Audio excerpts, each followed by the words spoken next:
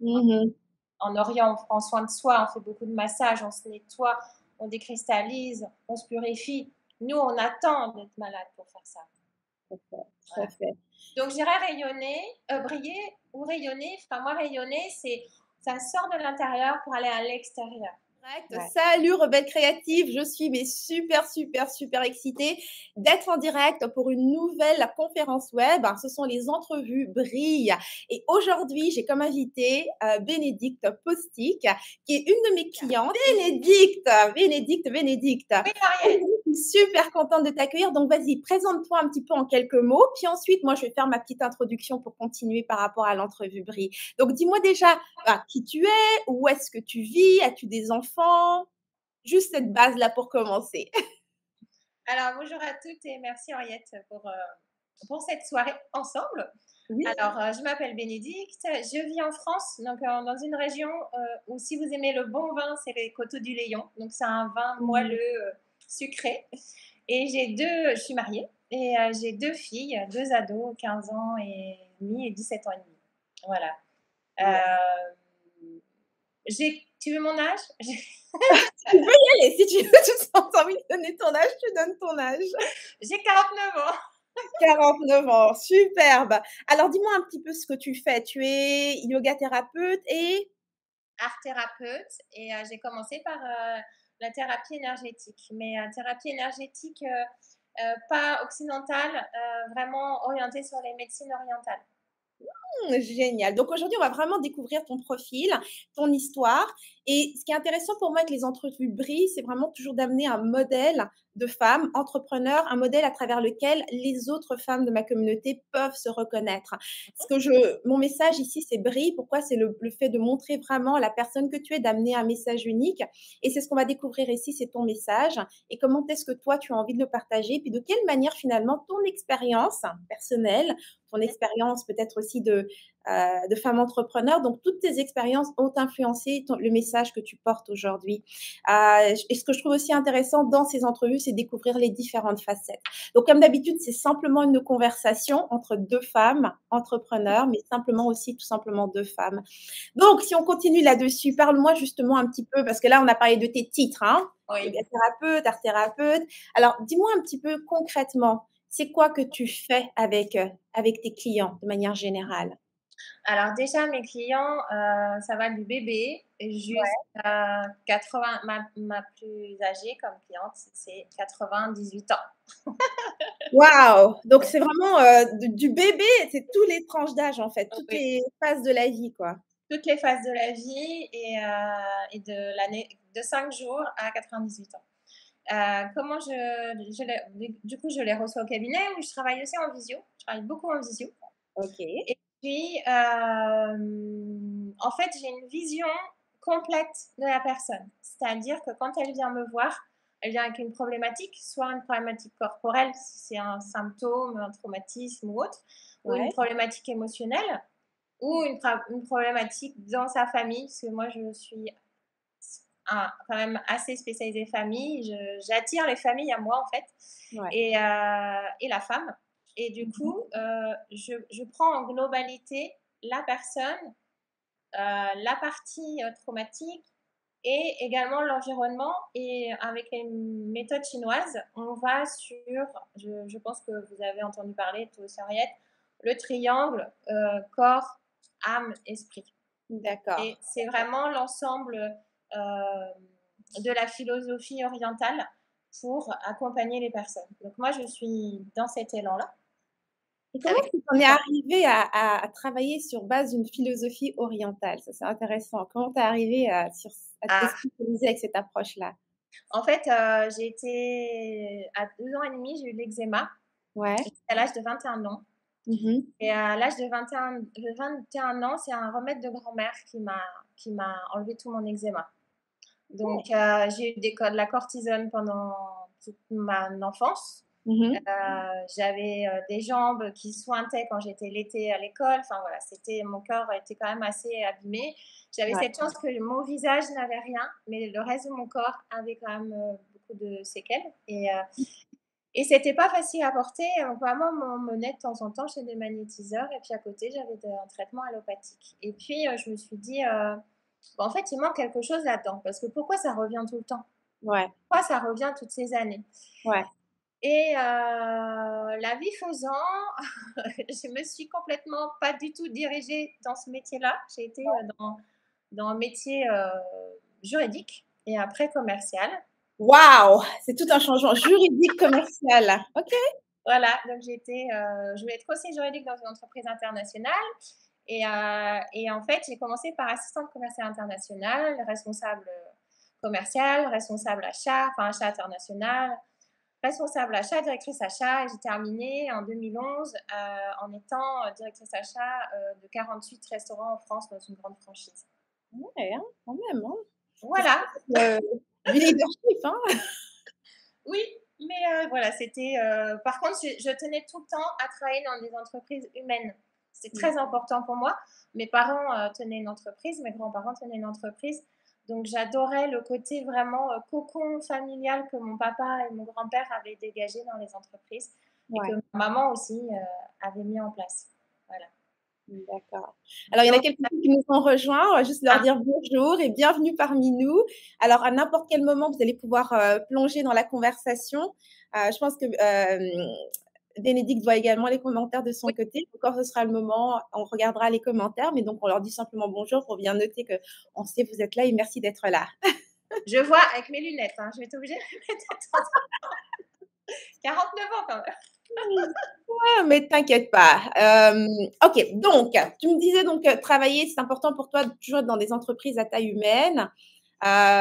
Donc là, après avoir travaillé donc dans ces différents postes, que ce soit commercial, et juridique, alors Et la achat, surtout achat. comment est-ce que tu fais cette transition alors finalement, qui t'amène vers, l'art-thérapie, le yoga et toutes ces choses-là? En fait, dans mon dernier métier, j'étais, 24 heures sur 24 toujours sollicitée puisque j'étais directrice achat et j'étais aussi responsable de la qualité des aliments, et des intoxications éventuelles intoxications alimentaires. Donc j'étais en alerte, heu, on va dire, il y a que 2 jours dans l'année où les restaurants n'étaient pas ouverts, Ouais, Noël et le 1er de l'an, Noël et le 1er mai et ouais. autrement, c'était tous les jours, jusqu'à minuit, 1 heure le soir C'est vrai et que l'univers de la restauration, c'est un univers qui est intense en fait, hein, c'est non-stop, ouais. hein. Donc en fait, j'étais jamais libérée, même si j'étais avec ma famille le week-end, j'étais jamais libérée. Et puis un matin, je me suis réveillée complètement déformée du visage. Le visage, je dis souvent Elephant Man quand je raconte mon histoire à mes proches, Ouais, qui l'ont oublié parce que eux l'ont oublié. Moi, je l'ai pas trop oublié. Donc un matin, je me réveille, le visage me brûle, donc je fais ma douche, ma toilette et je commence à mettre ma crème devant le miroir. ouais, Et là, je vois mon visage complètement enflé dans tous les sens. mon Dieu. Il me faisait mal et les mains qui commençaient à me brûler. Mmh. Et donc, j'ai passé des examens, une batterie d'examens et le corps médical ne savait pas ce que j'avais et ils ont soupçonné une lèpre au départ. Ils avaient. En 2010, la lèpre? Oui, alors du coup, ça m'avait un petit peu choquée parce que je me suis dit la lèpre revenue. Ouais, Et en fait, j'avais la peau des mains qui tombait en lambeaux et mon visage, dès que je touchais, en fait, la peau s'en allait aussi. Donc, ça a duré comme 3 si mois. c'était un genre de brûlure en fait, hein, ça? Voilà, c'était ça. C'était des brûlures, comme de la brûlure, mais intérieurement, ça me brûlait pas beaucoup, mais c'était extérieurement. Dès qu'on me touchait, dès Ouais, que je touchais ma peau. En plus, le seul, on va dire, remède, la seule solution qu'il y avait, c'était mettre une pommade, ouais, donc il mais fallait naturelle. caresser en farce. Donc, il fallait que je passe mes doigts sur ma peau et du coup, bah, c'était déjà se regarder dans le miroir comme ça, parce que Ouais, c'est rare qu'on mette une crème sans savoir où on met nos doigts. tout à fait. Et à ça, j'ai appris justement à mettre de la crème, les yeux fermés et à sentir mon visage, Mmh. ce qui m'a développé mon ressenti kinesthésique que j'avais déjà à la base. Et puis, bah, je suis une personne déjà hypersensible de naissance, donc je ressens beaucoup de choses de l'extérieur, de l'environnement. Et là, c'était m'isoler, donc pas travailler, donc plus du tout de cercle social, plus du tout de, comment dire, de conversation la journée. Donc je passais de 200 mails par jour avec plus de 70 personnes que j'avais au téléphone à chez moi toute seule, où mes enfants, mes filles avaient 7 et 5 ans et me fuyaient parce qu'elles avaient peur de moi, ne voulaient plus me faire de câlins ni de bisous. Ouais. Et mon mari et moi, on avait eu d'autres choses dans notre couple avec des malheurs de fausses couches. Donc, on a beaucoup, beaucoup discuté. Et Et tout là, ça, ça arrive dans la même période, je veux dire, le visage, le visage et les mains ensemble. Ah ouais. Donc, ce qui fait que si tu veux, être aussi dépendant, parce que je ne pouvais pas mettre les mains dans l'eau. Donc, Ouais. je ne pouvais pas cuisiner, je ne pouvais pas fermer mes doigts pour tenir un couteau, pour manger. Ouais. La dépendance a été très compliquée aussi pour moi. En ayant des postes à responsabilité depuis des années, on est autonome, responsable, libre, voilà, on fait ce qu'on veut, entre guillemets. Surtout que moi, j'avais vraiment une entreprise où mes patrons me faisaient une entière confiance. Ouais. Et là, tu te retrouves, je me retrouve sur une chaise ou un canapé en train d'attendre que ça se passe en sachant que le corps médical ne sait pas ce que c'est. Et Ouais. c'est là que mon mari m'a dit, là, il va falloir que tu fasses quelque chose autre. Et du coup, je me suis tournée vers les médecines alternatives. Et c'est comme ça que je suis retournée dans l'énergétique. Je me suis formée au Reiki, donc j'ai choisi une méthode où je peux m'auto-guérir, entre guillemets. Ouais.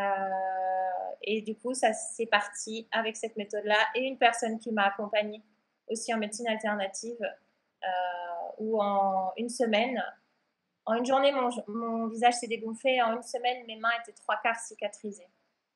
Incroyable. Donc finalement, cette situation que tu vivais, que les médecins ne pouvaient pas dire exactement ce que c'était, finalement, c'est par l'auto-guérison que tu as réussi à t'en sortir. Donc Ouais. finalement, de Et, nouveau, finalement, cette indépendance, c'est de revenir à ton propre pouvoir et finalement, voilà. par toi-même, tu as fini par. C'est sûr que tu as été guidée, comme tu dis, tu as eu une personne que tu as rencontrée qui t'a guidée là-dedans, mais c'est par ton propre pouvoir que tu as réussi à trouver une solution à ça. Et puis, ça a été le début du reste parce que c'était une méthode japonaise. Après, j'ai eu les méthodes chinoises. Après, j'ai eu les méthodes du chaman mongol. Après, j'ai eu les méthodes yogistes, yogistes cachemiriennes et puis tibétaines. Ouais. Et là, ça a été une révélation. J'ai été formée au yoga du son et ça a été une révélation pour moi. Et c'est là où j'ai compris qui j'étais, quelle était la femme en moi, quelle était ma puissance profonde par le chant, par la voix, comment poser ta voix. Alors, on me dit souvent que j'ai une voix douce, calme, apaisante. C'est vrai. C'était pas ça avant. Ah. Je suis une personne assez speed de nature et depuis que j'ai... Alors, je pensais être une personne speed, mais en fait, non. C'est que j'adore être en calme intérieur, en paix intérieure. Les Ouais. méditations, pour moi, c'est comme si j'étais née avec. Je ne sais pas l'expliquer. Mmh. Voilà. Et la respiration, pareil. C'est quelque chose qu'on me disait petite. Tu sais pas respirer, tu sais pas respirer. Mmh. À force de me l'entendre dire, je me suis moi-même amener cet équilibre intérieur. Ouais. Et Donc quand j'étais... finalement, la personne que tu étais, enfin, la personne qui avait toutes ces responsabilités et ces postes et toutes ces choses-là, et la personne que tu es aujourd'hui, finalement, c'est un petit peu 2 personnes différentes. C'est-à-dire qu'elles ont un mode de communication qui est différent. Ou même un mode de vie tout simplement qui est différent. Alors, mode de vie, oui. Mode de Ouais, communication, je dirais pas tant que ça parce que en fait, j'ai travaillé dans des grands groupes. J'ai toujours travaillé dans les groupes numéro un. ouais, Mais j'étais dans les services où il y avait toujours un directeur qui était hyper humain, malgré le fait que l'entreprise voulait de l'argent, gagner de l'argent. L'efficience, je l'ai entendu pendant 15 ans. Mais j'ai toujours été guidée, parce que j'ai fait 8 entreprises avant de monter la mienne. ouais. Et j'ai toujours été guidée par des entreprises, mais vraiment, vraiment très, très cocon, à l'écoute de mes besoins. Je suis mariée, mais mon mari a un travail très prenant. Donc, lui part à 6 heures le matin, il revient à 21 heures. Mmh. Donc, il savait, je disais, moi, j'ai 2 enfants, je suis mariée, mais sachez que s'il arrive quelque chose à une de mes enfants, je ne serai pas disponible. Donc, laissez-moi mon autonomie. Donc, Ouais. il me mettait à disposition, je demandais portable, téléphone et, et les heures libres, en sachant qu'ils peuvent m'appeler à n'importe quelle heure.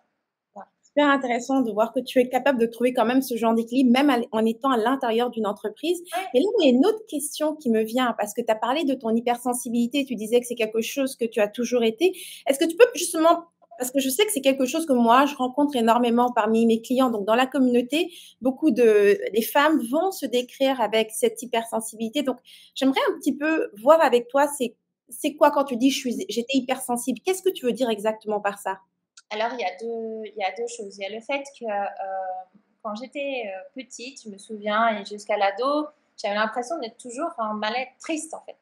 Ouais, Et au final, eh ben, c'était pas moi qui étais triste, c'était les autres autour de moi. Donc, ouais, on dit souvent les enfants sont éponges. Tu sais. ouais. Donc, moi, j'étais une éponge, mais une vraie éponge, hein, une grosse éponge. Hein. C'est pas Bob l'éponge, j'étais encore plus que Bob l'éponge. Hein. Ouais, ouais. Et du coup, l'eczéma, c'est ça. C'était tout ce qui ne m'appartenait pas ressortait par ma peau. Toutes ces Ah, émotions qui n'étaient pas à moi ressortaient par ma peau. Et du coup, mon corps ressentait un danger de toutes ces vibrations, de ce que je ressentais dans les cellules, de tout ce qui était plus lourd que moi en vibration. j'adore ce Et que tu dis, hein, parce que, tu vois, la première chose que tu as dit par rapport à l'hypersensibilité quand tu étais enfant, c'est que tu étais genre toujours triste. C'est vraiment quelque chose aussi que je ressentais énormément, ce sentiment d'être tout le temps triste. Et comme tu dis, toi, c'est par la peau. Moi, c'était toutes mes articulations depuis enfant. J'avais les poignets sensibles, les chevilles sensibles, les genoux sensibles. J'avais tout le temps mal quelque part. D'ailleurs, mes frères et sœurs, je crois qu'ils disaient, on va jouer, j'étais toujours là, ah, mais moi j'ai mal ici. Ah, t'as tout le temps mal quelque part. J'avais tout le temps mal quelque part. et en fait, ce qui m'apaisait, c'était juste quand j'allais à la mer. Donc, tous les étés, mon oncle et ma tante, parce que mes parents bossaient tout le temps, m'emmenaient Ouais, à la mer et ça m'apaisait. ouais. Et en fait, quand j'étais aussi avec ma maman, j'étais apaisée. Donc, c'était vraiment une symbolique rigolote. Avec du recul, hein, je me suis remise dans tout ça à l'âge de 35 ans. Ah, donc c'est ça, 30, pendant 30 ans, 35 ans, 30 t'as un ans. peu, pendant toute une période, Oui. ben, comment dire, t'as mis ça de côté ou t'as oublié en fait que t'avais cette sensibilité-là? Comment tu dirais? Alors, je l'ai mis de côté parce qu'il y a eu un événement important dans ma vie. J'ai perdu mon papa, j'avais je venais d'avoir 18 ans, Ouais. d'un cancer. Et ça a été 2 ans très, très durs de le voir souffrir. Parce qu'il y a 30 ans, il n'y avait pas les traitements d'aujourd'hui, Ouais. la morphine. Et il refusait de donner la morphine il y a 30 ans, il me le disait bien. Et, euh, et en fait, ça m'a coupé tout, je pense, toute la personne que j'étais, parce que j'ai tellement été présente dans ces souffrances que Ouais. moi, je recevais aussi ces souffrances. Et j'ai Mmh. dit non, là, stop, moi, je ne veux plus ressentir ça. Ouais. Et j'ai retrouvé toute cette sensibilité quand j'étais enceinte de ma première fille. Toute Mmh. cette intuition, toute cette hypersensibilité, tout ce que je pouvais ressentir de merveilleux à l'intérieur de mon corps, cette énergie qu'elle m'a amenée pendant la grossesse. Alors, je ne veux pas dire que j'étais triste hein, tout le temps, non, je suis une Mmh. personne joyeuse, mais en fait, quand j'ai compris que c'était pas à moi ces Mmh. émotions, je me suis dit vite à vie, quoi. Sauf que bah, je m'étais embarquée dans une vie, on va dire, carriériste, Ouais. et que la vie, en me disant, bah, regarde ton visage, comment il est aujourd'hui, est-ce que c'est vraiment ce que tu veux? Ouais. Et c'est là où je me suis dit, oui, est-ce que c'est vraiment ce que je veux? Je vois pas mes filles, avec mon mari, on se voit quasiment plus. C'est quoi? C'est ta vie au travail, tes parents, ils ont fait ça toute ta vie. Tu t'es dit, ben oui, mais on passe jamais beaucoup de temps ensemble, sauf au travail. Donc j'étais Ouais. toujours avec eux au travail. Et j'ai dit non, c'est pas ce que je veux moi. Je veux une Ouais. vie où je fais des choses avec mes enfants, je puisse m'amuser, jouer, câliner, faire à manger, aller au cinéma. Je suis jamais allée au cinéma avec mes parents. Mmh. Je suis allée que 2 fois dans ma vie avec mes parents jusqu'à l'âge de 18 ans. Voilà, c'est quelque chose que je ne voulais pas revivre. Et cette hypersensibilité, cette intuition, elle s'est vraiment, vraiment redéveloppée quand j'étais enceinte de ma première fille. Comprends. Et d'abord, je veux dire vraiment, je suis désolée que tu aies perdu ton papa aussi jeune. Je sais ce que c'est. Moi, j'avais 20 ans quand mon père est décédé. Et ce qui est marrant, c'est que souvent, comme dit Bénédicte, tu es une de mes clientes et je suis très disponible pour mes clients, donc j'écoute énormément. Mais c'est marrant, dans beaucoup de choses que tu me racontes, je les retrouve aussi dans mon histoire. Mais bon, en même temps, c'est pour ça que j'attire les personnes que j'attire. Et ton père qui est décédé d'un cancer, le mien avait un cancer, mais un cancer bizarre du cartilage qui est revenu à 2 reprises et c'est ça, j'ai perdu mon père aussi à 20 ans, donc je comprends vraiment la douleur ici. Et quand tu dis, à la suite donc de ce visage qui a été enflé et puis, cette remise en question par rapport à est-ce que c'est ça que je veux, tu vois? Est-ce que c'est à partir de ce moment-là que finalement tu as pris la décision d'avoir ta propre entreprise et donc de laisser le chemin, de Ma ta ma ma décision, je l'avais déjà, quand je me suis mariée.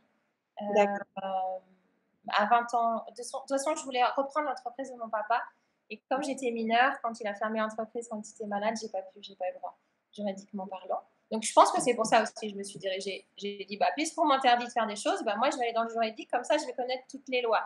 ouais, C'était une forme de protection et puis d'y aller, quoi, de dire: ouais, «Bah, maintenant, je serai au courant des choses».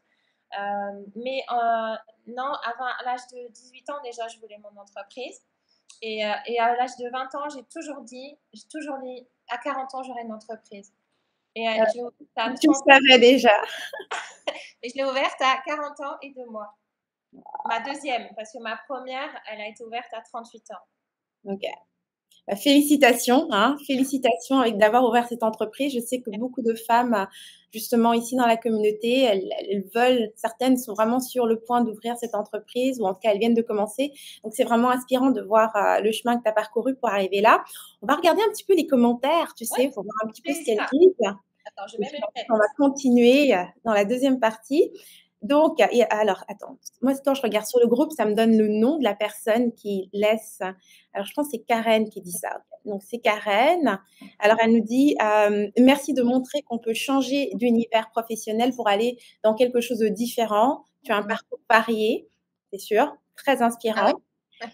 C'est impressionnant ce que tu décris de tes symptômes physiques. Quelle transformation depuis que tu as décidé de te tourner vers des médecines alternatives qui ont pu t'aider avec tes propres capacités qui se sont révélées. Puis Mmh. d'ailleurs, on va en parler un peu plus justement de tes capacités. Avec Il y en plaisir. a une il y en a une qui dit: «Le corps parle lorsque notre esprit ne veut pas ralentir ni comprendre». Tu peux Oui. le remercier de t'avoir alerté, pour vivre cette belle transformation que tu as mis en place pour te retrouver. Est-ce que c'est comme ça que tu l'as pris réellement? Ton corps qui te parlait, qui te disait: «Il est temps de changer quelque chose»? Oui. En fait, j'ai même pas du tout paniqué. Je c'est étonnant, hein, quand même, hein. C'est comme si alors là, on va parler d'une chose, qui pour moi est le cœur, hein. Le cœur, la partie vibratoire du cœur, pour moi, c'est très important. Donc c'est l'intuition ou Ouais, l'âme selon les différentes, appellations et croyances de chacun et heu et là mais intérieurement, j'étais pas paniquée. J'ai fait des ouais, urticaires géants, tous les 9 ans depuis que je suis née et un urticaire géant était beaucoup plus paniquant que ça. Je me suis dit: «Mais alors là, bah, OK, tu ça. OK, bon, bah, on va trouver une solution. OK, bah, on va aller voir les personnes, nécessaires, enfin les experts qui vont t'aider» et moi, j'ai mmh un médecin qui est hyper ouvert sur toute technique, ouais, donc il m'a aussi aiguillée vers des confrères qui étaient ouverts et puis, bah, on a fait toutes les solutions médicales pures et allopathiques et du coup, ça a pas fonctionné donc on est voilà, on est allé sur la médecine alternative. Mais j'ai pas j'ai à l'intérieur de moi, dans mon fort intérieur, j'ai dit: «Mais tu comprends pas là ce qui se passe? Regarde-toi enfin dans la glace quoi. Tu ne veux plus ce métier-là, tu ne t'y retrouves plus et tu n'as surtout plus de vie de famille». Voilà. ouais, d'accord. Donc Mais je parlons l'ai remercié mon corps. Je ne sais pas qui est-ce qui a mis le message, mais mmh je l'ai remercié et aujourd'hui je le remercie encore, hein, parce qu'il y a des choses qui se passent encore. Mmh. Ça sera jusqu'à notre dernier souffle. Exactement. Et si je fais un peu le lien entre justement toute ton expérience qui t'est arrivée toi personnellement, que ce soit à travers ton corps ou tes expériences et finalement le lien avec tes clients. Quand je parle quand tu les aides, parce que comme tu aides aussi bien des bébés que, des personnes de 98 ans, c'est quoi ton intention réellement pour chacun de tes clients? Qu'est-ce que tu veux les aider à réaliser ou à atteindre par tes soins ou par ton aide? Alors déjà quand, les personnes arrivent, j'ai la chance de recevoir des personnes qui sont très ouvertes. Alors on peut parler de tout, de tout. C'est incroyable, et elles me font confiance assez rapidement, donc on va très facilement dans l'intimité de la personne. Et qu'est-ce qui explique ça Heu, selon toi? Qu'est-ce qui fait que les personnes que tu attires vont avoir cette ouverture? Parce qu'hier, enfin, il y a quelques l'entrevue précédente que j'avais eue, j'avais justement une énergéticienne qui disait justement que Ça, c'était vraiment, ça dépendait que tout le monde n'était pas ouvert à cette approche énergétique. Et toi, dans ton cas, ton expérience, c'est que tu attires des personnes qui sont prêtes à parler de tout et qui sont ouverts directement. Qu'est-ce qui fait cette particularité? Qu'est-ce qui fait qu'en général, les gens sont super ouverts en venant vers toi, selon toi? Bah, en fait, c'est que je suis la dernière roue du carrosse souvent, la Mmh. dernière solution. Ils ont essayé plein de choses avant Ils ont toi. ouais, ils ont épuisé, comme moi j'ai vécu, hein, Ouais. pour, la déformation de mon visage et mes mains. J'avais épuisé et puis, bah, j'ai été voir, voilà, une personne qui avait des savoirs qui n'étaient pas français, heu, Mmh. ni occidentaux et qui m'a, vraiment ouvert sur d'autres horizons et moi je suis persuadée, donc là on va parler pure énergétique, que plus on a notre taux vibratoire, élevé, plus on Ouais, va attirer des personnes qui sont dans notre résonance élevée. ouais. Donc, au début, hein, j'ai commencé avec des personnes, on était plus sur des traumatismes corporels. Donc, mes premières clientes, c'était des viols, des harcèlements sexuels. Donc, c'était assez lourd Ouais. à voir. Et puis, plus petit à petit, bah, moi, comme je me forme et que je reçois aussi des enseignements qui sont élevés, les enseignements tibétains, ce sont des enseignements hautement vibratoires. Il y a un moine Rinpoche qui a fait un livre et qui s'est reconstruit lui-même. Ça, Mmh. hein. Il faut savoir que cellulairement, ils ont cette capacité, par la méditation, on fait de la reprogrammation cellulaire, où on peut reprogrammer tout notre système cellulaire. Donc, c'est très très haut en vibration. Ouais. Donc, les personnes qui viennent me voir, comme j'ai des outils qui ne sont pas occidentaux et qui sont, on va dire, très percutants et très doux, par contre, très doux, j'y tiens, parce que le respect du corps pour moi, c'est très important vu ce que j'ai vécu et vu ce Ouais. que j'ai vu pour mon papa. Euh, donc, c'est un des points où mes clientes veulent se respecter, sont Oui. très curieuses, Ouais. veulent avoir des réponses. Elles veulent avoir des réponses, ou ils veulent, parce que j'ai des hommes aussi, Ouais. parce qu'elles sont dans l'incompréhension et il n'y a pas de solution, en fait, qu'on leur amène par des experts. Ouais. Et elles sont ouvertes, je dirais pas par dépit, mais qu'à Mmh. l'intérieur d'elles, parce qu'il y en a qui ont entendu parler de moi depuis un an, mais qui ne sont pas venus me voir. Alors je dis, mais pas de problème, c'est que vous n'étiez pas prête à entendre ce qu'on va Mmh. vivre ensemble dans la séance. Ouais, tout à Parce fait. que moi, je vais beaucoup dans la symbolique aussi. Donc, il y a besoin d'entendre certaines choses. Et Ouais. puis, je vais sur l'inconscient, le conscient, le corps, le cœur, les vibrations. Donc, c'est vraiment un complément. Et puis, le yoga, quand on est dans la philosophie yogiste, on est aussi sur des ouvertures de conscience où bah, il n'y a pas que le corps, il se passe quelque chose autour de nous. Il y a la Mmh. terre, il y a la planète, il y a le cosmos. Enfin voilà, on va sur des champs de conscience plus élevés qui nous permettent de nous amener une élévation personnelle, une évolution. D'accord, OK. Je vois que tu es vraiment très à l'aise avec tout ce domaine énergétique, mais en même temps, tu me dis que tu as eu tellement de différentes formations, donc tu as vraiment été à fond, dans ce domaine-là. Est-ce que pour avoir des résultats, admettons que, tu vois, j'arrive demain, puis j'ai vraiment, une, disons un problème physique comme tu en as vécu, OK, qui il y a pas d'explication par le corps médical. Est-ce que c'est important selon toi, hein, est-ce que c'est important de comprendre ce qu'on a pour être en mesure de le guérir de manière énergétique, donc c'est-à-dire de pratiquer tes solutions? Ou est-ce que ce n'est pas juste l'ouverture à ces solutions est suffisante, pas besoin d'avoir une explication sur la cause des choses? Alors tout dépend de la personne. Il y a des Mmh, personnes, les personnes très mentales, elles ont besoin d'explications. d'accord, C'est pour elles incompréhensible de savoir qu'est-ce qui m'arrive. d'accord, Moi, souvent, j'entends les femmes me dire: «Mais qu'est-ce qui m'est tombé dessus?» ouais, Vous est rien tombé dessus, c'est que vous allez passer un épisode de votre vie et ouais, on va le faire ensemble et on va comprendre ce qui se passe. Qu'est-ce ouais, qu'il y a eu dernièrement? À quel âge? Enfin voilà, j'ai aussi des connaissances en numérologie et il y a des chiffres qui sont clés. Il y a des événements dans ta vie où les 38 ans, les 40 ans, c'est clé, les 18 ans, c'est clé. Donc d'accord. il y a vraiment des décodages. En fait, je fais des décodages de ce qui s'est passé et on prend conscience de ce qui se passe. On prend Et de conscience du moment et de tout ce qui s'est passé avant. Parce que si aujourd'hui, la personne, bah, par exemple, si tu viens et que tu me dis j'ai mal là, c'est qu'avant, il y a eu des indices qui Mmh. n'ont pas été perçus. D'accord, d'accord, Quand d'accord. la personne est consciente Mmh. de ce mal-être, enfin de cette douleur ou autre, et de ce mal-être intérieur, mais Ouais, qu'avant, il y avait d'autres choses. Comme moi, quand je me suis retrouvée devant le miroir avec ce visage-là, c'est que j'ai ouais, passé d'entendre, je faisais 70 heures semaine, j'étais dans mon truc, j'étais à fond, tout allait bien.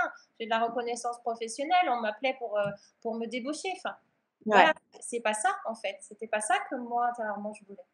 Mmh, d'accord, d'accord, d'accord. Je comprends. Alors du coup, ça me donne envie de te poser la question que j'ai, par rapport à cette entrevue, c'est toute la question de briller. Qu'est-ce que ça veut dire pour toi briller? Je voudrais savoir par rapport à ton expérience, comment tu comprends ça, toi, briller?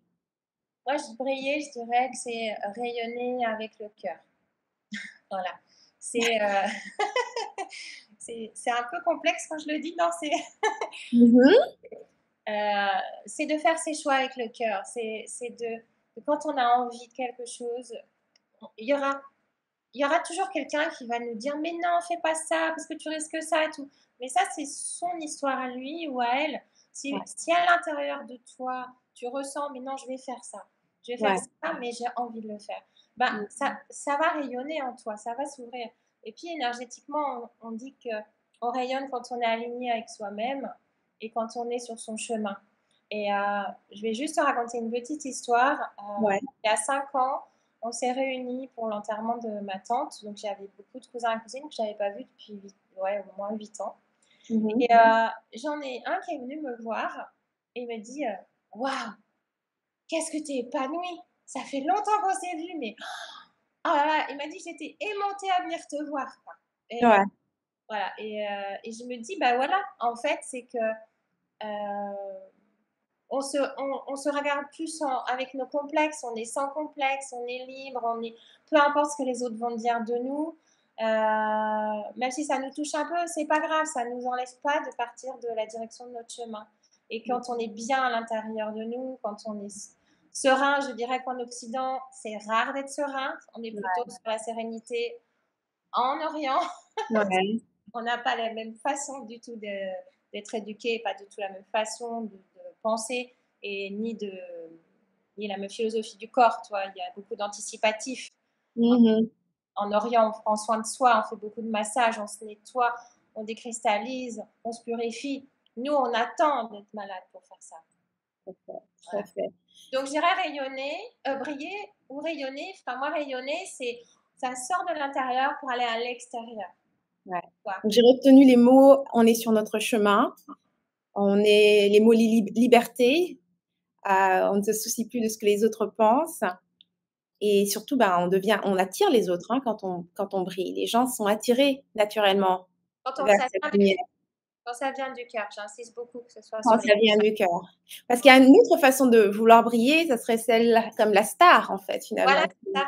Tu sais, le charisme, Mmh. déguisé, l'apparence visuelle.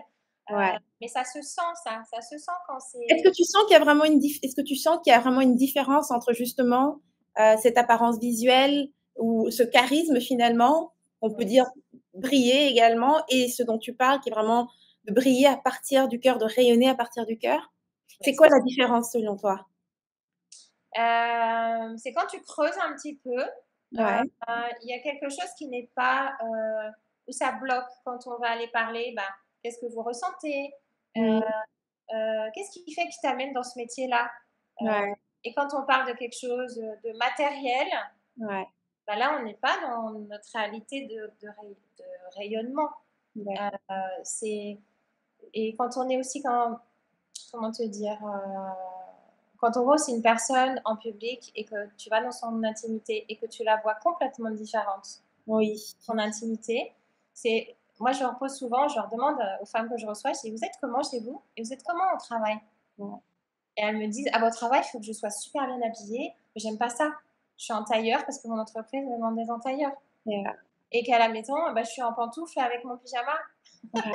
Ouais, ouais, ouais, ouais. C'est intéressant ce que tu dis. Je me souviens, la première fois où je parle toujours d'un éveil spirituel, mais je parle vraiment c'est réellement au moment où finalement je crois que je rencontre réellement mon cœur et que je me vois. Je crois qu'il n'y a pas d'autre terme pour moi, ça sera toujours celui qui exprime le mieux l'expérience que j'ai vécue, c'est que je me suis vue pour la première fois. Et la première, une des choses, parce que ça a été tout un chemin que d'observer les choses, et une des choses que j'avais effectivement observé, c'est qu'il existait la Henriette publique à cette époque-là, celle qu'on voyait au travail, dans la rue, et c'était souvent une personne très distante. Hein. J'étais toujours bien habillée, tout ce que tu veux, et j'ai toujours aimé la mode, le maquillage, ça n'a pas changé, mais la manière dont j'allais me présenter au travail ou le jour, surtout, il y avait vraiment une distinction nette entre le jour et le soir. Hein. Le jour, j'étais une certaine personne distante, froide, je dirais même. Et puis, quand tu me rencontrais dans l'intimité, les fêtes chez les amis, des trucs comme ça, tu rencontrais une autre personne hyper chaleureuse, il n'y avait plus de distance. Oui, d'accord, le style vestimentaire pouvait être différent, mais c'était surtout la personne qui était différente. Et je me souviens quand j'ai commencé à développer Rebelle Créative et que je pensais à l'identité, tu sais, je dis, qu'est-ce que je veux que les gens voient de moi, qu'ils perçoivent en fait par rapport à cette entreprise. Je me suis rappelé comment j'étais au travail et en fait, tout simplement en journée ou encore tout au début quand j'avais cette approche tellement carrée de l'entrepreneuriat où j'allais dans les chambres de commerce en tailleur et tout ce que tu veux. Et puis, je me suis rappelé de moi en train de danser sur un podium dans une boîte de nuit complètement déchaînée et tout. Et puis, je me suis dit, tu sais quoi, j'ai envie qu'il rencontre cette nana-là, celle qui qui est debout sur un podium en train de danser, déchaînée, elle n'a rien à foutre de rien. C'est pas parce que je crois que la personne le jour, c'était pas moi. Cette part-là est vraie, là. Je suis une personne réservée aussi. Mais la question, c'est quand est-ce que je me sentais le plus libre? Mmh. Bah, C'était ça la question réellement. Parce c'est que ça, le but, c'était moi. Tu c'est vois? ça, en boîte de nuit, tu te sentais le plus libre. Exactement. En boîte de nuit, je me sentais le plus libre. Le soir, avec les amis, toutes ces choses-là, c'est les moments où je me sentais le plus libre. Et comme j'avais décidé que ma vérité, ce serait cette liberté, j'ai simplement choisi ce moment précis. C'est ce que je dis souvent quand on me pose cette question, tu sais, comment je fais pour exprimer ça, tu sais, briller, comment je vis mon moi authentique, tu vois? Il y a pas vraiment dans ma perception, pour moi, il y a pas vraiment de moi authentique. Tout est authentique. C'est des différentes versions de toi. La question, c'est qu'est-ce que tu préfères, en fait, tu vois? Tout est une question de choix. C'est qu'est-ce que tu préfères? Que veux-tu Exactement. comme expérience à la fin? Tu vois, si tous les jours, ça devait être ta meilleure journée au monde, elle ressemblerait à quoi? Tu serais comment cette journée-là, tu vois? Ah, moi, je profiterai à fond, mais c'est ce que je fais. Mais des fois, tu as le quotidien qui devient, qui est pas sur la même vibration. Faire une machine à laver, de laver ton linge, c'est pas aussi, enfin pour moi en tout cas, parce qu'il y a des femmes qui font ça. Pour moi, c'est pas, le trip comme on disait jeune, hein. Moi, je préfère, être, dans mon cabinet avec des personnes et à les aider, toi. Ouais, Mais l'authenticité, on me le dit souvent, on me dit, même dans mon ancien travail, c'était l'authenticité. Il y avait beau avoir une hiérarchie avec mes collègues, avec mes patrons, s'il y avait quelque chose que je ne trouvais pas adéquat, j'allais leur ouais. dire. Et même à mes clients, il y a des clients que je leur ai dit, on ne peut pas aller ensemble plus loin parce que Mmh. ce n'est pas dans mes capacités. Mais Et je trouve que c'est ça qui est remarquable, en fait, dans tout ce que tu as raconté, même dans tes débuts, quand tu commences avec ton cabinet, le genre de personnes qui vient vers toi avec les traumas qu'elles ont vécus, que ce soit des viols, des agressions. Ça m'amène là justement à parler justement de ton sujet aujourd'hui, finalement, vers lequel tu te spécialises, en tout cas, tu as envie d'apporter une aide précise, c'est par rapport au cancer. Et c'est un sujet, justement, toutes ces personnes, j'ai eu des personnes dans mes connaissances qui étaient thérapeutes et je sais que les sujets et les traumatismes auxquels donc tu t'occupes sont des sujets que beaucoup vont dire: «Ça, c'est pas pour moi, je veux laisser ça à» tu sais? Ça semble trop lourd à porter. Donc si on parle déjà de cette capacité que tu as à pouvoir soutenir des personnes qui vivent des choses qui sont vraiment lourdes, qu'est-ce qui explique ça selon toi? Comment tu approches ça? Qu'est-ce qui fait que tu arrives à soutenir les personnes de cette manière? Je dirais que j'ai une fibre naturelle pour écouter parce que depuis si tu as des contacts avec, mes mes amis ados que j'ai encore, ils me disaient, tout le temps: «Ah, tu devrais être assistante sociale, tu devrais être assistante sociale». Parce que j'ai cette facilité d'écoute, heu, Ouais. sans jugement, hem et en fait, comme j'ai une hypersensibilité naturelle, Mmh, justement. justement, j'arrive à aller là où eux n'arrivent pas à aller pour débloquer la situation. Mais Et sans porter ou sans être influencé ou impacté par ce qu'ils vivent? alors, bah si, après, quand les personnes s'en vont du cabinet, il y a des moments où je pleure, hein. Ouais. C'est c'est quelque chose, elle pleure dans mon cabinet, Mmh mh. je les laisse, il y a toujours une boîte de mouchoirs à côté d'elle.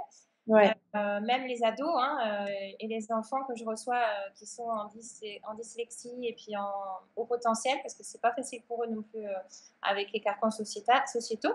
Ouais. Heu, du coup, si tu veux, ils ont un lieu où il y a une écoute, il y a pas de temps imparti. Ils Ouais. savent que c'est à peu près 1 heure et un quart, 1 heure et demie.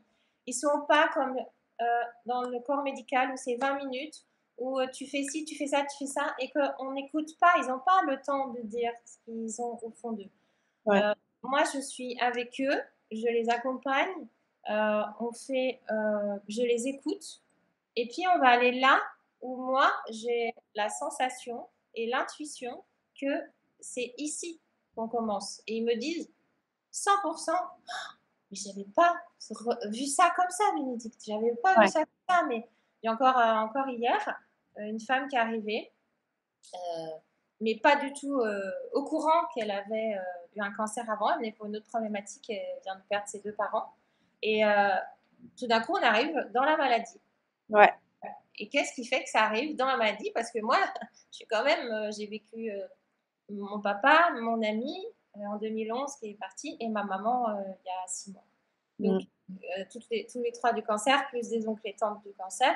Donc en tant que membre, on va dire, et proche, je pense que, voilà, j'ai développé ça depuis toute petite, depuis l'âge de 16 ans, je suis dans le «cancer» entre guillemets, dans ma famille de mon papa, dans les proches que j'ai eus et là, on termine avec maman. Donc, et puis dans la famille de mon mari, c'est pareil. Il y en a eu aussi. Et, et donc, je pense que cette sensibilité d'écoute, comment à l'hôpital on est reçu, comment le corps médical nous suit, Ouais. comment. Tu vois, il y a quelque chose qui manque et moi, je l'ai tellement vécu profondément et humainement parlant que je me dis non. Enfin, naturellement, je vais les écouter, naturellement, je vais les entendre, Mmh. naturellement, parce que moi aussi, je suis frustrée qu'on ne m'entende pas. Ouais. Les médecins ne m'entendent pas. Que Mmh quand je mh. disais, mais qu'est-ce que vous pouvez faire pour moi ou qu'est-ce que pour mon papa, quand je lui Mmh mh. disais, comment vous voyez comment il souffre, comment vous ne pouvez pas donner de médicaments pour empêcher ces. Ouais. Heu et ben, on nous écoutait pas et puis moi, j'étais mineure, donc j'étais pas acceptée dans sa chambre, Ouais. la greffe. Ils ont pas voulu que je rentre. Mmh. Donc ça a été des émotionnellement très compliqué pour moi. Mmh mh. Et alors qu'avec maman, j'ai vécu tout le contraire. C'est moi qui ai tout mis en place. On a mis en place les visites avec, mon frère et sa famille et mes nièces. Elle a vu tout le monde tous les jours. Elle avait des vidéos tous les jours. Elle avait des petits messages vocaux tous les jours. Les médecins m'ont on a eu plusieurs visites avec les médecins, les oncologues, les infectiologues et à un moment, ils m'ont dit: «On a compris que vous étiez très présente comme famille». Je dis: «Bah, ça veut dire quoi pour vous très présente? C'est qu'on vous dérange dans les soins?» Et ils m'ont dit: «Non, au contraire, si on avait des familles aussi présentes que la vôtre, qu'est-ce que nous, médecins, on serait heureux». Et je me suis dit: «Ah bon?» Bah, je vois ç bah, c'est quand même incroyable qu'un médecin me dit: «Je serais heureux si les familles étaient plus présentes». Et je lui ai dit: «Bah, vous savez, vous donnez pas l'impression de nous vouloir plus présentes. Ouais, ouais. Quand vous posez des questions, c'est quand même difficile d'avoir des rendez-vous, c'est difficile. Les Ouais. infirmières, elles ont pas le droit de nous répondre parce que vous donnez pas votre aval». Ouais, ouais. Donc, j'ai dit: «Vous vous mettez aussi un peu à notre place». Moi, je suis dans le j'ai vécu ça depuis toute jeune, cette maladie. Vous vous rendez compte des gens qui découvrent cette maladie? Des gens qui n'ont pas les solutions à amener, qui ont la famille très loin. Comment Ouais. ça peut se passer? Ouais. J'ai dit: «C'est à vous aussi, médecins, de nous laisser Ouais. l'opportunité de mettre des choses en place». Donc nous, Mmh. on a eu cette chance extraordinaire qu'ils nous ont tout laissé mettre en place, même de la médecine alternative. Mmh. Voilà. Donc, je sais plus ta question, je suis partie Mais là dans. en fin de compte, je veux dire avec justement, si on prend l'expérience que tu as vécue plus jeune avec ton papa où tu avais t'avais pas d'expérience par rapport à cette maladie, tu étais mineure et donc tu as vécu un petit peu comment est-ce que le corps médical gérait tout ça et la distance et le fait que tu pouvais même pas rentrer dans la chambre de ton père et ce genre de choses. Et finalement, cette expérience qui est plus récente avec ta mère où là, tu es une adulte, tu as de l'expérience, tu es passé déjà à travers ces situations, tu as accompagné une amie, donc tu étais en fait outillée pour pouvoir aider. Est-ce que tu dirais qu'en termes d'impact dans la famille, parce que ça a touché donc la maman qui s'en va, ça touche tes enfants, ça touche tes frères et sœurs. Donc, qu'est-ce que tu dirais? Est-ce que tu dirais que ça a été, en fait, qu'est-ce que ça a amené de différent? Et le décès, comment ça, le fait qu'ils aient pu participer grâce à ces messages et rester proches d'elle d'une certaine façon, qu'est-ce que tu as vu de différent entre les deux expériences, l'expérience de ton père et l'expérience de ta mère? C'était le jour et la nuit. C'était Ouais. maman, on allait la voir, elle était tout le temps en train de rire. C'était la joie incarnée. Ouais. Elle est partie en 2 mois, mais moi, je n'étais pas du tout préparée. Je me suis dit, elle a tellement une force de vie, une joie de vivre. Le médecin on dit, mais c'est incroyable, hein, tout ce qu'elle vit, tout ce qu'elle. Elle montrait les photos, elle racontait aux infirmières ce qu'on lui envoyait. Enfin, tout le monde s'est mis en place. J'ai lancé un message dans la famille. J'ai dit, voilà, la technologie est là. Je l'ai fait avec une cliente, ça a super bien fonctionné. On va faire ça aussi pour nous, quoi. Enfin, il y a un moment, peu importe, on a tous notre travail, on est à 30 minutes, 50 minutes, 1 heure, mais elle a besoin de présence. Elle est toute seule toute la journée. Il faut le savoir quand même, dans les hôpitaux, ils sont tout seuls, sans être seuls, hein, parce qu'il y a les infirmières, les soignantes qui passent, les médecins. Ouais. Mais L'aspect c'est humain, en fait, voilà, et en plus, on lui partageait notre quotidien. Que papa, déjà, on nous refusait les visites, il fallait une visite, 2 visites. Bon, maman, c'était pendant le Covid, donc aussi, on a réussi à être au moins 4 au lieu de 1. Enfin, voilà, on a réussi à négocier Ouais. dans la journée, hein, je parle pas ensemble, Ouais. on n'est pas ensemble. Et en fait, la grande différence, c'est que ma maman, elle est partie avec un sourire. Elle est partie avec une joie, même les 5 dernières minutes. Le médecin, l'infirmière et l'aide-soignante qui étaient là ont dit elle était avec le sourire. Et ça, c'était le plus beau cadeau. C'est magnifique. C'est ce qu'on veut voir, hein, nos proches. Écoute, quand on sait la fin est là, mais si on peut éviter la douleur, si on peut les voir partir avec un sourire, ça fait du bien au cœur pour nous qui restons derrière, quoi. Et mon papa, ça a été tout le contraire, parce que les communications, on n'arrivait pas à les avoir. C'était un téléphone derrière une vitre. Et lui, il n'arrivait pas à prendre le téléphone quand il était en greffe. C'était des messages par intermédiaire des infirmières. C'était des lettres qu'on nous écrivait qui n'étaient pas données tout le temps.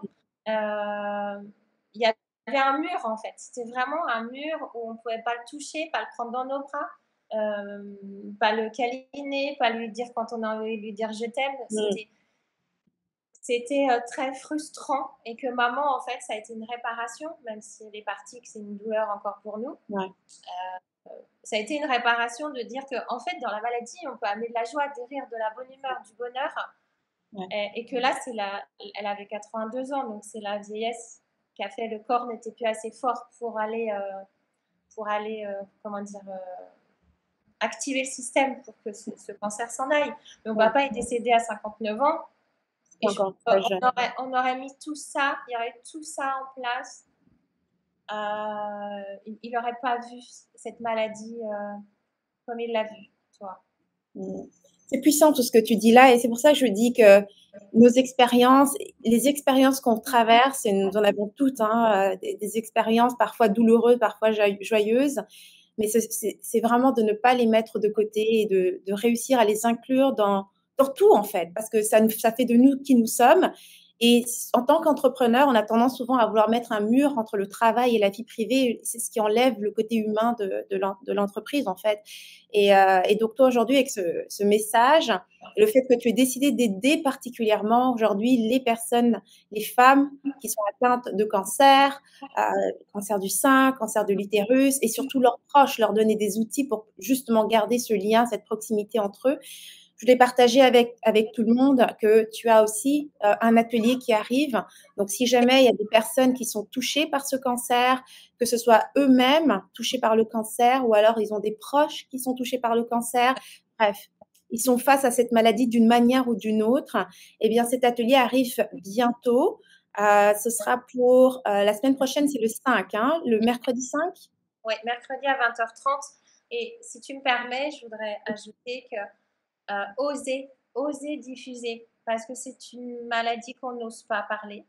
Il y a Octobre Rose c'est pour ça que je fais la conférence pendant le mois d'octobre, parce que c'est Octobre Rose et je tiens à soutenir toutes ces femmes qui sont merveilleuses et à qui elles ne, enfin, je ne sais pas comment exprimer ça, elles se dévoilent dans mon cabinet, qu'elles n'osent pas dévoiler à leurs proches, à leur famille, pour ne pas leur faire de mal, pour les protéger. Et en les protégeant, eux, elles se font de plus en plus de mal, elles ne s'ouvrent pas à l'auto-guérison. Ouais. Et surtout, penser à ces femmes et à ces familles. Oser leur envoyer. Ce n'est pas une intrusion, c'est pas aller dans leur intimité, c'est que elles n'osent pas vous en parler parce qu'elles ne veulent pas aussi vivre tout ça toute la journée.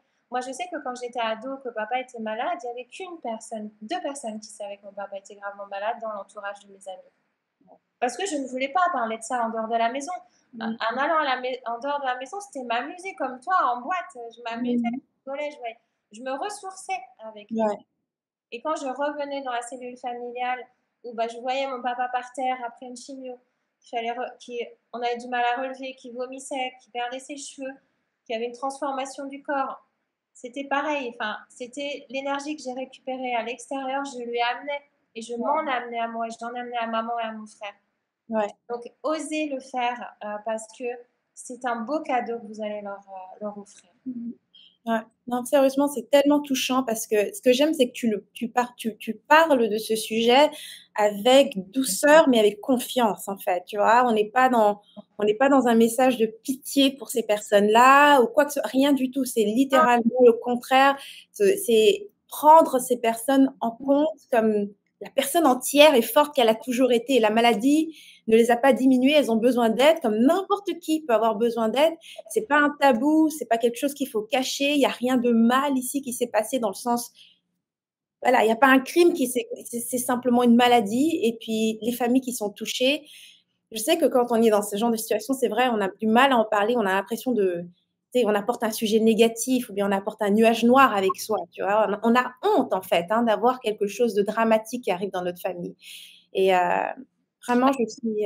La honte, et puis c'est surtout que la femme, elle a tellement un amour inconditionnel envers ses enfants ou sa famille, hein, même si elle n'a pas d'enfants, son mari, ses parents, qu'elle se dit, mais mince, c'est moi qui leur amène cette tristesse, je le vois dans leur regard.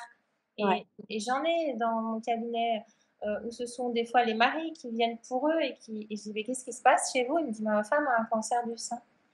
Ah, et alors, comment vous le vivez? Je ne sais pas, je suis impuissant, je ne sais pas quoi faire. Je la vois malheureuse en nous regardant et je la vois triste. Et moi, je veux qu'elle s'en sorte, mais elle ne veut pas de notre aide parce qu'elle ne veut pas nous prendre notre vie, notre quotidien. Et c'est surtout le quotidien qui est lourd, en fait. Il y a le côté hospitalisation, si tu veux. Tout le monde est conditionné dans la famille quand on va faire la radiothérapie, la chimiothérapie ou l'hormonothérapie. Les médecins expliquent qu'il y a un protocole, il y a un temps adapté. Mais à côté, il n'y a rien. Il n'y a rien. C'est ce que je t'explique souvent. Ce que je t'expliquais, c'est que une femme qui va aller faire ses courses, mais elle fait comment pour porter son pack d'eau quand elle vient de se faire opérer? Elle fait comment pour faire à manger si faut aller chercher les assiettes en haut? Personne n'y a pensé. Comment reprendre une vie normale, ou bien en tout cas comment être autonome, ce genre de choses. Autonome, et puis de se dire qu'en fait, il faut peut-être réaménager le fonctionnement de la maison, faire participer les enfants d'une autre manière. Moi, j'ai une femme un jour qui m'a dit, j'aimerais bien mettre un foulard, mais je n'arrive pas à mettre le foulard. Je dis, vos ados partent à quelle heure le matin? À 7h30. Je dis, vous levez à quelle heure? Vers 7h. Je dis, demandez-leur. Donc, on a fait ensemble. Les ados sont venus à une séance. Je dis, voilà, maman, elle ne peut pas. Elle ne peut pas, donc vous pouvez l'aider avec plaisir. Et tout le monde pleurait parce qu'on n'ose pas en parler, on n'ose pas franchir cette intimité, parce que cancer de l'utérus et du sein, c'est l'intimité de la féminité. Tout à fait. Donc, que ce soit le mari, les parents, les enfants, c'est non, c'est maman, donc on va pas toucher à maman et à ma femme et à mon enfant. Mmh. Il y a ce respect des autres qui est quand même incroyable, mais qui a aujourd'hui, dans toutes les femmes que j'ai rencontrées, les familles, met une barrière. Et c'est si simple de dire j'ai besoin d'aide, mais c'est aussi simple de l'entendre et de le mettre en place. Et c'est Ouais. ça que je fais dans mes accompagnements avec des pratiques, hein, Mmh. des pratiques orientales qui aident à avoir confiance en soi, prendre ses choix par rapport à comment dire, ces traitements, parce qu'il y a des hésitations. Il y a aussi les inquiétudes en attendant les résultats des biopsies et des examens. Ouais. Qu'est-ce que je fais pendant 10 jours et 3 semaines? Qu'est-ce qu'ils vont annoncer? Et Ouais. là, bonjour monsieur le médecin, bonjour monsieur l'expert, bonjour monsieur l'oncologue, et j'ai 3 semaines personne sans me Ouais. dire, moi je suis en inquiétude. Ouais. Voilà. C'est vraiment beaucoup de choses que toutes ces personnes traversent et tu as vraiment cette expérience pour pouvoir les accompagner. Donc, pendant cet atelier, c'est déjà des outils que tu vas pouvoir donner gratuitement et qui vont me permettre déjà de savoir quoi faire dans un premier temps, que ce soit la personne atteinte du cancer ou ses proches auront déjà des outils concrets. Donc, vraiment pour ceux qui veulent, ceux qui se sentent concernés ou s'ils connaissent des personnes, partager pour participer à cet atelier. Donc, Oui, nous aussi, oui, et on va pratiquer ouais. respiration et je donne des indices sur des mudras si les gens connaissent. Donc, certaines solutions, justement, venant de ton Ah, expérience des techniques orientales, justement. oui. Superbe. Bénédicte, on va regarder un petit peu quelques commentaires pour terminer l'entrevue qui ont été laissés. Alors, je crois que c'est Karen qui disait c'est super touchant de vous entendre toutes les deux sur vos vies personnelles. Et Merci. elle en profitait pour dire une petite inversion. Henriette, symptômes physiques et médecin alternative. C'était notre jolie Séverine. Et le second commentaire sur le corps, c'était Karen. Donc, elle dit que c'était elle. Donc, ancienne élève qui te remercie pour tout ce que tu nous offres. C'est cool toujours de voir les anciennes qui viennent regarder les entrevues et voir ce qui se passe avec celles qui sont dans le programme. Autre chose qu'elle disait, tout à fait d'accord, malheureusement, il y a des vides dans le cheminement de cette maladie pour nos proches partis par le cancer et nous accompagnants qui se débattent, qui se débattons pour améliorer leurs derniers mois. Oui. Mm. Et les accompagnants, il n'y a pas grand-chose. Oh, carrément, eux, c'est encore pire. Hein. Déjà, pour la personne Oui. atteinte de la maladie, il y a un petit peu, mais alors pour les accompagnants. Et oh ouais, quel beau cadeau ce sourire de fin pour ta maman. Je suis d'accord. C'est vraiment hyper touchant le fait d'avoir pu qu'elle puisse partir en fait avec un sourire. Il y en a une qui dit mercredi 5 octobre, ça y est, je me suis inscrite. Merci. On apprend beaucoup durant ces périodes. À leur côté, c'est une chance, je trouve, même si la plupart du commun des mortels, c'est inimaginable ou trop dur. C'est vrai, hein? Ouais, ouais. Mais après, ça fait partie du chemin que l'on a à vivre. Hein. Si j'avais pas vécu ça, je ne serais pas là ici avec toi, en fait. Exactement. Je ne serais pas là pour aider toutes ces familles et toutes ces femmes. Et puis, j'ai des clientes, beaucoup du corps médical, hein, qui sont Mmh. aides-soignantes et médecins, et qui sont ouverts je veux dire, à de la complémentarité. Mmh. Les deux philosophies sont importantes dans ce monde, et je pense que ça sera vraiment les nouvelles thérapies, de travailler ensemble. Et moi, c'est ce que je souhaite, c'est travailler ensemble, parce que on a notre expertise, eux, ils ont leur expertise, et eux, ils n'ont pas l'humain, nous, on a l'humain en plus. Exact, Et, exactement. et si on était soudés ensemble, on ferait vraiment des belles choses, encore plus de belles choses. Exactement. Bénédicte, ça a été génial cette entrevue. Vraiment, il y en a une qui dit, ah, tu apportes tant, Bénédicte, avec toutes ces familles. Et c'est vrai, tu apportes énormément. Je pense que c'est important ce que tu apportes, le message, la manière dont tu l'apportes. Et comme a dit le corps soignant, ils veulent des familles qui s'impliquent. Eux savent pas trop exactement comment faire. C'est pas forcément leur premier métier. Et de l'autre côté, ben, les familles savent pas comment entrer là-dedans. Donc, avoir quelqu'un qui fait l'intermédiaire, qui les aide, je pense que c'est un peu ce que tu apportes en fait finalement avec ce service, avec ce message. Donc merci en tout cas d'avoir accepté cette entrevue avec moi aujourd'hui. Comment est-ce que tu t'es sentie? Ah ben moi je suis comme un poisson dans l'eau, hein, quand on parle de tout ça. Alors Excellent. je sais que pour d'autres le cancer c'est compliqué, surtout cancer féminin. Mais alors Ouais. moi j'adore. Par contre je vois un commentaire d'une femme là qui Mmh. m'interpelle, qui parle de son expérience avec son bébé, et que Oui, je le vois. Et oui, vas-y, dis-le. et c'est très émouvant et merci beaucoup pour, ton témoignage. Tu as le prénom? Parce que moi j'ai pas le Attends, prénom. laisse-moi voir. C'est Séverine là, qui dit ça. Ah bah, merci Séverine de ton témoignage et effectivement, tu as trouvé des solutions pour endormir ton bébé parce que tu ne savais pas comment faire avec ton bras. Ton sein qui a été opéré, donc tu pouvais pas porter ton bébé pour l'endormir et voilà, c'est la maman. Ça, c'est la maman, c'est l'amour de la maman et l'intuition et c'est ça que moi je veux que que toutes ces femmes ressortent d'elles-mêmes. Ouais, Voilà, c'est pas parce que les enfants sont grands qu'on a oublié tout ça. ouais, C'est pas parce que les enfants sont petits qu'on a ça. Non, on l'a en nous depuis notre naissance. Ça fait ouais, partie de l'essence féminine. Et ouais. la féminité, c'est l'intuition, la douceur, la Mmh. joie. Et vous êtes aussi, mesdames, s'il y en a qui m'écoutent, c'est que vous êtes atteintes du cancer du sein et l'utérus, vous êtes les piliers généralement de la famille. Ouais, tout à fait, tout à fait. Donc ça déstabilise tout le monde quand vous êtes déstabilisé. Voilà. Exactement, effectivement. Mais merci pour ce témoignage, c'est vrai. Et puis pour tous vos témoignages, hein, c'était. Ah, Oui, moi, j'ai merci. adoré parler.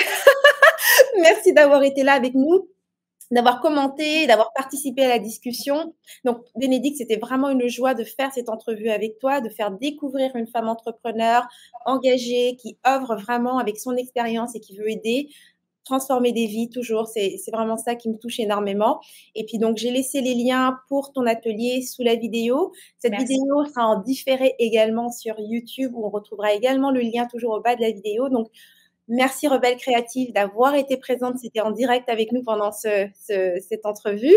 Et si tu vois l'entrevue en différé, eh bien, n'hésite surtout pas à nous laisser un pouce, partager l'entrevue autour de toi. Comme tu vois, c'est un sujet qui a besoin d'être partagé. Beaucoup plus de personnes ont besoin de savoir un peu plus sur ce qui se passe réellement et puis surtout d'enlever ce tabou, de ne pas avoir peur Oui, de parler de ça parce que c'est la seule façon d'y arriver en fait, hein, d'amener de l'aide à oui, ces femmes et à ces familles, c'est qu'on puisse en parler. exactement. Ouais. Aimez-vous. Superbe. Alors, merci beaucoup Bénédicte hein, pour cette entrevue Merci à toi, Henriette. Merci à vous toutes. et Et je vous souhaite à toutes une excellente soirée, une très belle journée et puis on se reverra très très bientôt dans une prochaine entrevue. Plein d'amour. Mouah. merci. Salut Rebelle Créative. Alors j'espère que tu es aussi inspirée que moi par cette entrevue qu'on vient de faire avec Bénédicte Postic. Son message, elle le porte avec courage et je sais que tu as également ton propre message. Tu as envie toi aussi d'impacter le monde et de changer la vie des personnes avec lesquelles tu travailles. Dans mon entreprise, nous sommes spécialisés dans l'automatisation, c'est-à-dire nous aidons les coachs, les thérapeutes ou encore les formatrices à vendre leurs services ou encore leurs formations en automatique grâce à des stratégies comme par exemple la masterclass. Donc la masterclass peut être en direct ou encore elle peut être entièrement automatisée. C'est ce qui permet la vente de tes services en automatique. Donc, si c'est quelque chose qui t'intéresserait, si tu désires être connu pour ton message, parce que quand tu automatises la vente, eh bien, ça te libère du désir de vendre et tu peux vraiment te concentrer sur l'impact. Attirer vers toi toutes ces personnes qui ont besoin d'entendre ton message. Si c'est quelque chose que tu aimerais concrétiser pour ton entreprise, rejoins-moi sur rebellecreative.com. Tu trouveras d'autres formations qui t'aideront à clarifier ton message si c'est là où tu es ou simplement prendre un rendez-vous avec moi ou l'une de mes collaboratrices et nous pourrons discuter de ton projet et voir de quelle manière est-ce qu'on peut t'aider à concrétiser ce projet. Donc c'était une joie en tout cas de partager cette entrevue avec toi et j'espère que tu seras encore avec nous pour la prochaine entrevue super inspirante que je partagerai sur ma chaîne. À très bientôt.